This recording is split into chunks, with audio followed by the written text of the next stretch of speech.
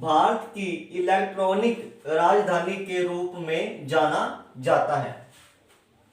भारत की इलेक्ट्रॉनिक राजधानी किसे कहा जाता है?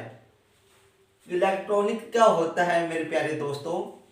जो कि बिजली का समान होता है, फोन की चिप होती है, जो भी इनसे संबंधित सामान होता है वो इलेक्ट्रॉनिक के सामान में गिना जाता है।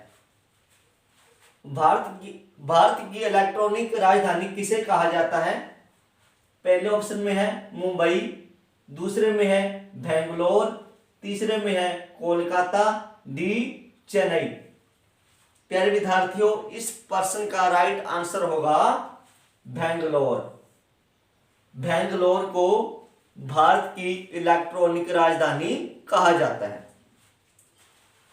दूसरे प्रश्न में हम जानेंगे प्रति व्यक्ति आय का सूत्र क्या है, कि भारत में जो प्रति व्यक्ति आय मापी जाती है वह किस सूत्र के द्वारा मापी जाती है।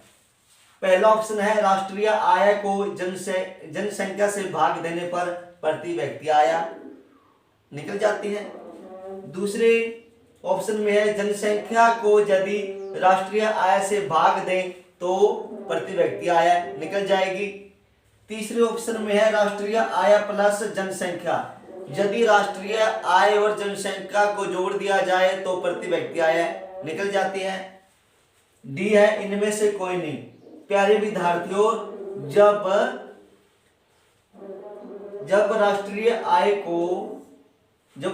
आय को जनसंख्या से भाग देते हैं तो प्रति व्यक्ति आय निकल कर सामने आ जाती है। हमारा तीसरा प्रश्न है भारत में मुगल राज्य का संस्थापक कौन था? कि भारत में मुगल साम्राज्य की स्थापना किसने की थी? ऑप्शन ए में मोहम्मद गोरी ने तो भारत पर आक्रमण किया था प्यारे विद्यार्थियों।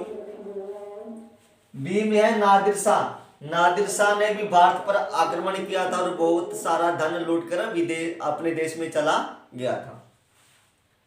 डी में क्या है? औरंगजेब ने भी भारत पर शासन किया, दिल्ली की राजगद्दी पर विराजमान हुआ।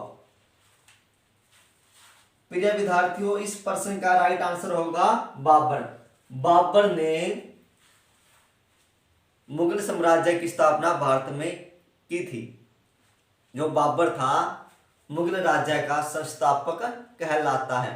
भारत में मुगल राज्य की स्थापना करने वाला बाबर था।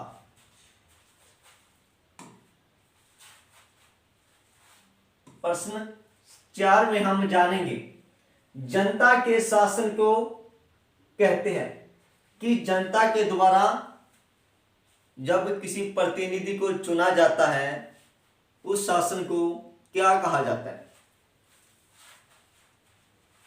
ए ऑप्शन में लोकतंत्र, बी में तानाशाही, सी में राजतंत्र, डी में कोई नहीं। प्यारे विद्यार्थियों, इस प्रश्न का राइट आंसर होगा लोकतंत्र। जब लोगों के द्वारा सरकारें चुनी जाती हैं तो उस शासन को लोकतंत्र कहा जाता है। तानाशाही में प्यारे विद्यार्थियों, जब कोई व्यक्ति अपनी ही मर्जी से शासन करता है, उसकी अपनी नीतियां होती हैं, जब कुछ लोग उसका विरोध करते हैं तो उन पर अत्याचार किए जाते हैं। इस प्रश्न के उदाहरण में हम जानेंगे कि हिटलर ने तानाशाही रूप से शासन किया था। राजतंत्र, प्यारे विद्यार्थियों, राजतंत्र में राजा का शासन होता है। जब राजा शासन करता है तो उस प्रकार के शासन को राजतंत्र कहा जाता है। बांग्लादेश की स्थापना कब हुई? ऑप्शन ए 1969 में, ऑप्शन बी 1971 में, ऑप्शन सी 1973 में, ऑप्शन डी 1975 में। प्यारे विद्यार्थियों, इस प्रश्न का राइट आंसर होगा 1971। बांग्लादेश की स्थापना 1971 ईस्वी में हुई थी।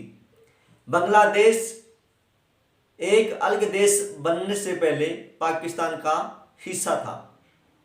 भारत की प्रधानमंत्री इंदिरा गांधी की मदद से बांग्लादेश एक नए देश के रूप में बना।